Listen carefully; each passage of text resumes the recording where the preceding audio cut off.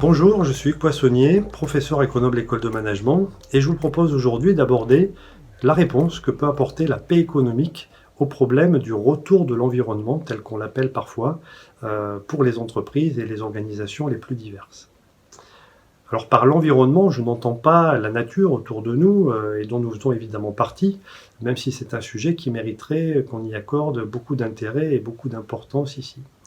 Ce que j'entends dans l'environnement, par l'environnement aujourd'hui, c'est plutôt un ensemble de forces, dirait Michael Porter, qui vont agir sur l'entreprise qui se trouve autour d'elle et qui vont avoir sur cette entreprise, sur les organisations en général, les influences les plus diverses. Ce que finalement les dirigeants, les chefs d'entreprise prennent en compte lorsqu'ils font ce qu'on appelle une analyse externe.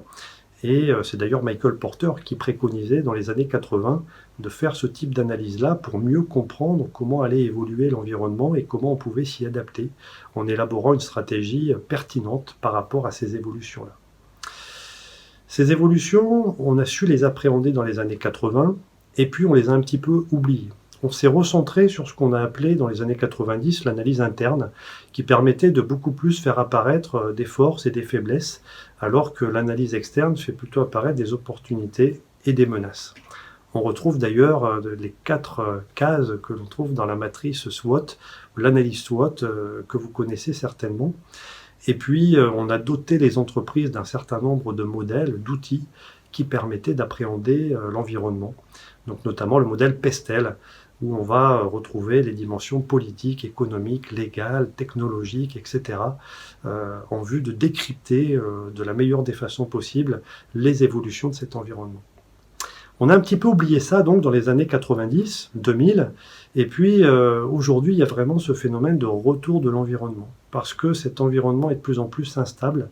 Je pense à des évolutions politiques, géopolitiques, économiques, climatiques même, qui ont des effets considérables sur les décisions que prennent les entreprises et sur le caractère plus ou moins pertinent. Certaines décisions qui étaient pertinentes sur le papier sont rendues non pertinentes par ces évolutions-là. Donc il redevient très important de prendre en compte les contraintes, mais aussi les opportunités que posent les évolutions de l'environnement. C'est un sujet donc très important parce qu'il s'agit au final de parvenir à prendre des décisions plus pertinentes, plus éclairées, finalement des meilleures décisions. Il s'agit surtout de ne pas tomber dans l'excès de court-termisme qui serait rendu finalement nécessaire ou qui serait justifié par l'incapacité à décrypter les évolutions de l'environnement. Donc l'enjeu, c'est de remettre un petit peu de long terme dans la vision stratégique, dans les choix que l'on peut faire, parce que c'est vraiment sur le long terme que l'on peut construire des relations stables, robustes, fécondes, avec des partenaires économiques, les clients, les fournisseurs, les concurrents. Et de ces relations-là dépendent finalement les succès futurs de toutes les entreprises. Alors pourquoi la paix économique peut apporter un certain nombre de réponses ?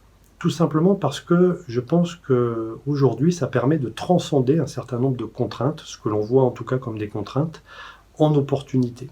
Tout simplement parce qu'on va nouer avec les partenaires économiques, encore une fois, clients, fournisseurs, concurrents, des relations qui permettent de créer de la valeur, un petit peu plus de valeur même lorsque tout va bien, et des relations qui permettent également d'être plus résilients, collectivement, lorsque ça va un peu moins bien, comme aujourd'hui, avec la crise économique, sanitaire que l'on traverse.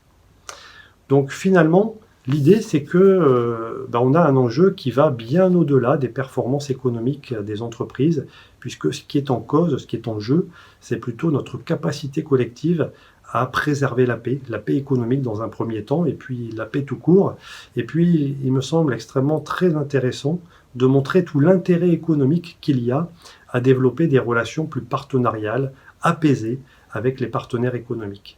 Tout ça vient un petit peu au relais de la philanthropie, de la bienveillance. Fort heureusement, ces valeurs-là existent et elles sont à l'œuvre dans les entreprises, mais la plupart du temps, on a besoin de mieux percevoir l'intérêt économique qu'il y a à développer ces relations apaisées, constructives, donc encore une fois, pour développer à la fois la capacité à créer de la valeur et la résilience quand on en a besoin, comme c'est le cas aujourd'hui.